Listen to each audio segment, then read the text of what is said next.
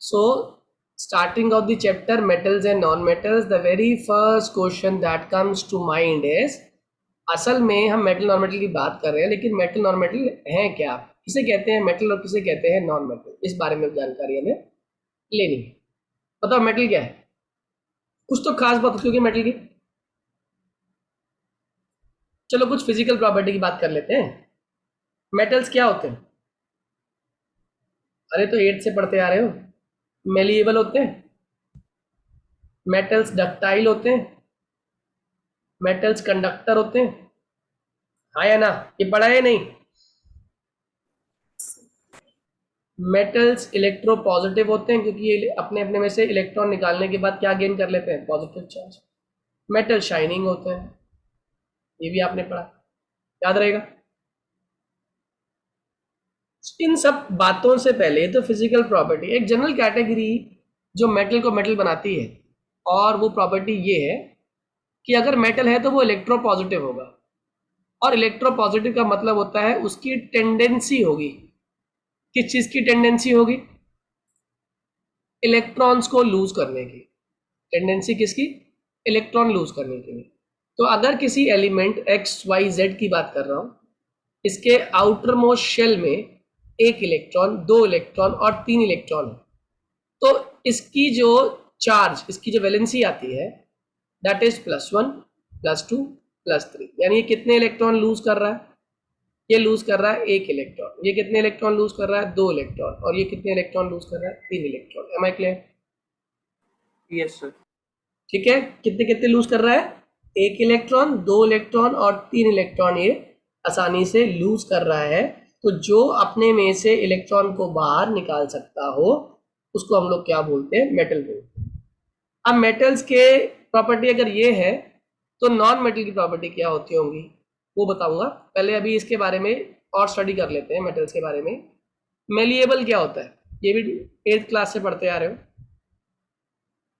Which can be sir turn into sheets, beaten into thin sheets, जिसको आप किस में कन्वर्ट कर सकते हो, थिन शीट्स में कन्वर्ट कर सकते हो। कैसे? बाय हैमरिंग, उसको पीट पीट के आप किस में कन्वर्ट कर सकते हो, शीट में कन्वर्ट कर सकते हो। गोल्ड सबसे ज्यादा मेलिएबल मेटल है, पता है ना, इसीलिए सबसे यस सर। पतली जो परत बनती है वो किसकी बनती है, गोल्ड की बनती है। Am I clear? Yes sir. और गोल्ड के बाद फिर सिल्वर आता है, फिर एल्यूमिनियम आता है, ये सारे के सारे मेलिएबल मेटल्स है। Am I clear? Yes sir. Metals ductile होते हैं, ये बात भी आप जानते हो।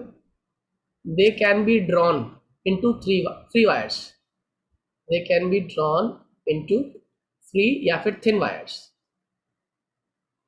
इसे खींच के आप तार बना सकते हो। इसको हम लोग क्या बोलते हैं, डक्टिलिटी। क्या बोलते हैं इस फिनोमिना को, डक्टिलिटी। और इसका बेस्ट एग्जांपल क्या हो गया, कॉपर एंड एल्यूमिनियम। इसकी वायर बनती है बहुत जल्दी और बहुत लंबी और बहुत पतली पतली बारीक तारें बनती हैं। वैसे तो गोल्ड भी हाईएस्ट डक्टिलिटी रखता है, सबसे पतली तारें जो बनती हैं वो गोल्ड की बनती हैं, लेकिन कॉपर और एल्यूमिनियम ये भी हाईली डक्टाइल है। Am I clear? Yes sir. Okay, अब आता है क्या मेटल्स कंडक्टर है। अब कंडक्टर ना हम दो तरीके से स्टडी करते हैं। कंडक्टर हम किस तरीके से स्टडी करते हैं, दो तरीके से। एक तो होता है कंडक्टर हीट का, और एक कंडक्टर होता है इलेक्ट्रिसिटी का।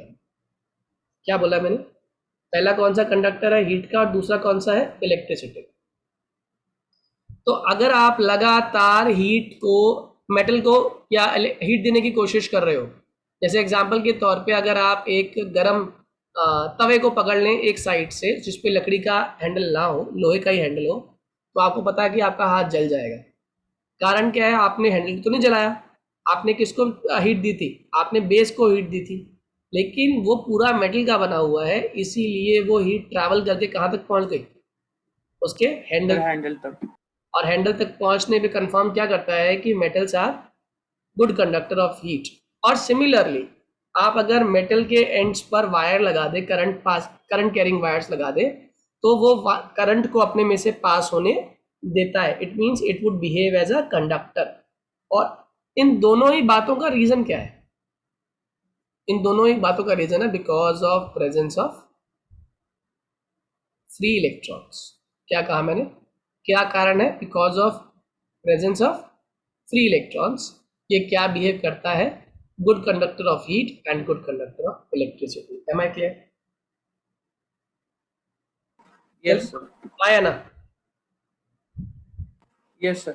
ठीक है। आपको पता है सबसे बढ़िया कंडक्टर हीट का कौन सा होता है? Sir, copper. Silver. Silver. Silver से बढ़िया कोई कंडक्टर हो नहीं सकता। इसकी थर्मल कंडक्टिविटी बहुत हाई होती है, मतलब हीट के प्रति ये बहुत ही बढ़िया तरीके से हीट को आगे पास कर सकता है। थर्मल कंडक्टिविटी बेहतरीन है इसकी, मैक्सिमम थर्मल कंडक्टिविटी। लेकिन सिल्वर कोई सस्ता तो मेटल है नहीं, और इसीलिए आप चांदी के बर्तन थोड़ी खरीदते हो। चांदी के बर्तन महंगे होते हैं ना, इसलिए क्या करते हो आप लोग, सिल्वर का ऑल्टरनेटिव आपने ढूंढा और क्या इस्तेमाल किया आपने? कॉपर इस्तेमाल किया। इसीलिए जितने भी बड़े बड़े बॉयलर्स होते हैं वो सारे किसके बने होते हैं? कॉपर के बने होते हैं या एल्यूमिनियम के बने होते हैं। Am I clear to all? Yes, sir.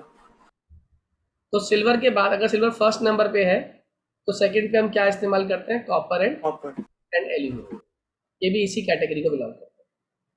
अब आगे आता है यही कहानी इलेक्ट्रिसिटी के साथ भी है। ये क्यों कंडक्ट करते हैं इलेक्ट्रिसिटी? बताया मैंने आपको, कारण क्या है? Presence of Free electrons. Free electrons. और फिर उसमें भी कौन सा बेस्ट कंडक्टर होता है? सिल्वर। लेकिन आप नोटिस करते हैं कि आपके घरों में जो तारे आ रही हैं वो सिल्वर थोड़ी है। Best Yes, conductor sir. Silver है, लेकिन सिल्वर एक्सपेंसिव भी तो है। एक्सपेंसिव होने की वजह से सिल्वर की वायर नहीं होती। किसकी होती है वायर जो होती है? Sir, आजकल तो copper. एल्यूमिनियम की आती हैं, लेकिन आप प्रेफर कौन सी करते हैं? कॉपर की। क्योंकि कॉपर कॉइलिंग वाले, जैसे आप कभी एसी खरीदते हैं ना तो कहते हैं कॉइलिंग किसकी हुई हुई है? तो बोलते हैं कॉपर की कॉइलिंग है। कहते हैं ठीक है, मजबूत है ना, और ड्यूरेबल है।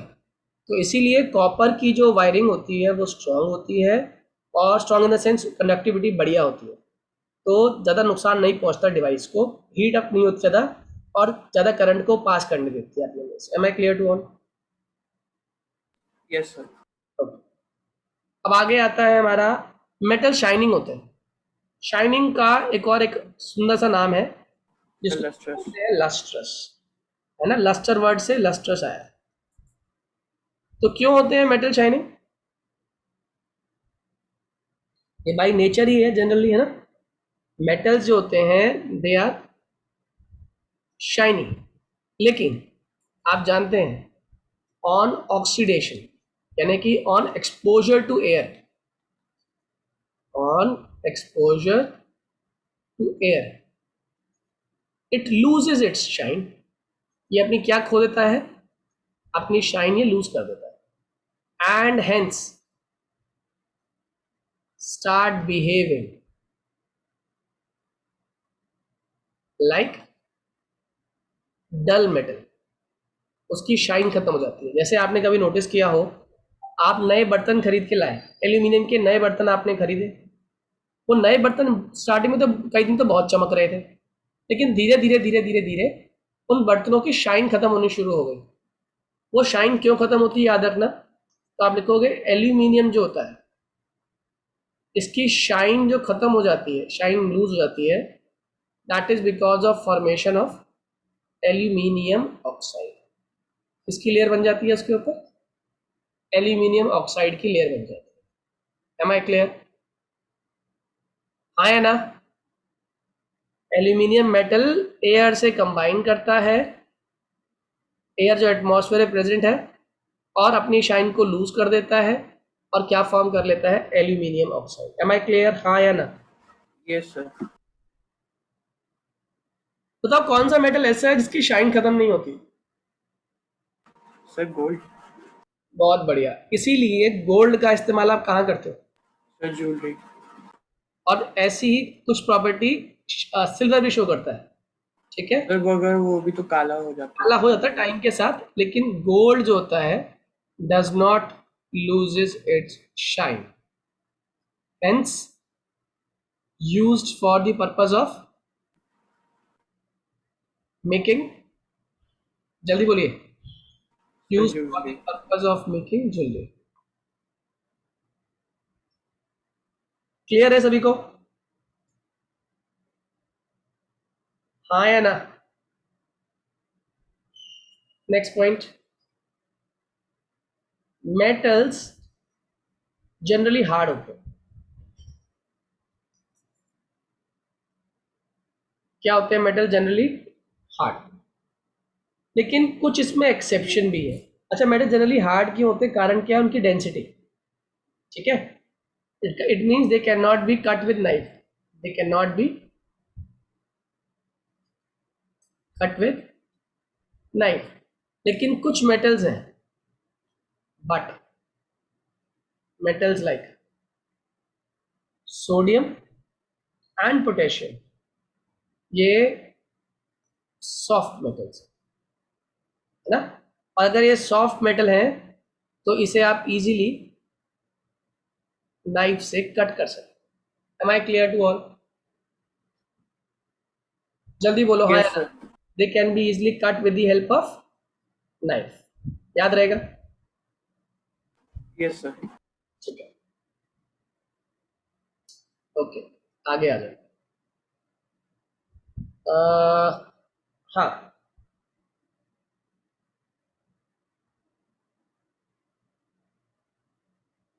मेटल्स हमारे स्ट्रांग होते हैं, मानते हो ना? Metals are strong. Metal strong क्यों होते हैं? मेटल स्ट्रांग क्यों होते हैं? ऑब्वियसली बात है, उनके बीच में जो पार्टिकल्स हैं they are tightly bound sir as the constituent particles present in them present in them are tightly bound, therefore they are strong। और स्ट्रांग है तो कहाँ इस्तेमाल होंगे? जितने भी आपके ब्रिजेस बनते हैं या कंस्ट्रक्शन के लिए काम इस्तेमाल होता है, उसमें क्या इस्तेमाल, क्या चीज़ जरूरी है? एक स्ट्रांग चीज। Am I clear? That is why they are used in constructions. बात याद रहेगा? Yes sir. चलिए आगे आ जाइए। मेटल्स का मेल्टिंग पॉइंट और बॉइलिंग पॉइंट हाई होता है, एक्सेप्ट दो एलिमेंट्स आप जानते हैं जिनका मेल्टिंग पॉइंट और बॉइलिंग पॉइंट हाई नहीं होगा। कारण क्या है? वो सॉफ्ट होते हैं। बताओ कौन है वो? Sir sodium and potassium. तो आप क्या लिख के आओगे? Metals have high MP and BP as they are strong. देखो मेल्टिंग पॉइंट और बॉइलिंग पॉइंट क्या होता है बच्चों? किसी भी सब्सटेंस के अंदर प्रेजेंट एटम्स टाइटली बाउंड है। बाउंड मतलब उनके अंदर एक फोर्स ऑफ अट्रैक्शन है, एक बॉन्ड बना हुआ है। अगर आप उस बॉन्ड को तोड़ पाते हैं तो वो मेटल पिघलना शुरू हो जाता है। ठीक है, अब जो जितना स्ट्रॉन्ग बॉन्ड है ऑब्वियस ही बात है उसे उतनी ही ज्यादा हीट चाहिए, और जितनी हीट चाहिए उसका मेल्टिंग पॉइंट उतना ही ज्यादा हो जाएगा। मेरी बात समझ आ रही है? हाँ या ना? Yes sir. मेरी बात समझ आ रही है मेल्टिंग पॉइंट वाली? Yes sir. और अगर वो लिक्विड है और लिक्विड के पार्टिकल्स टाइटली पैक्ड है तो लिक्विड के पार्टिकल से वेपर बनाने के लिए आपको हीट देनी पड़ेगी। जितने पार्टिकल्स आपस में टाइटली पैक्ड होंगे, समझ जाना, उतना ही बॉइलिंग पॉइंट क्या होगा? ज्यादा होगा। Am I clear? Yes sir. Clear to all? समझ आ गई बात? अच्छा, जितने भी स्ट्रॉन्ग मेटल्स हैं, क्या लिखता हूं मैं, एक्सेप्ट सोडियम एंड पोटेशियम। फिर नेक्स्ट पॉइंट, वो कह रहा है जितने भी मेटल्स हैं दे हैव हाई डेंसिटी, होनी भी चाहिए। मेटल्स की डेंसिटी हाई क्यों होती है? कारण वही है, पार्टिकल्स टाइटली पैक्ड है। टाइटली पैक्ड तो बताओ मुझे, वॉल्यूम ज्यादा ले रहे हैं कम ले रहे हैं? सर ज़्यादा। अच्छा, टाइटली पैक्ड, पास पास बैठे हैं एक सर दूसरे। कम कम। कम। And what is density? Density is equals to mass upon volume. तो डिनोमिनेटर कम है तो फ्रैक्शन की वैल्यू क्या आने वाली है, ज्यादा आने वाली है ना, जल्दी बोलो, फ्रैक्शन की वैल्यू ज्यादा आने वाली है या नहीं? Yes, sir. तो जितने भी मेटल्स हैं they have high densities, most of them have high densities except, बताओ कौन? Sir, sodium and potassium. Very good, कारण समझ आ गया?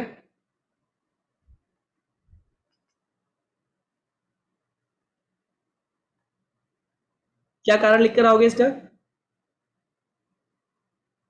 Sir, because they are soft metals.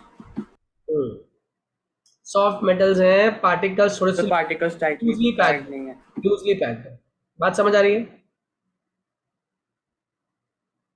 Yes, sir. अच्छा, मेटल्स सोनोरस होते हैं। What is sonorous? What is sonorous? तो क्या प्रोड्यूस करते हैं? साउंड, है ना? They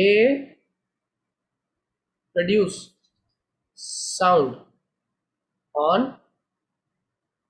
being hit by hammer. किसी भी चीज से स्ट्राइक करने पे क्या प्रोड्यूस करते हैं? अपने में से साउंड प्रोड्यूस करते हैं। Am I clear to all? Yes, sir. Point सारे समझ आ गए?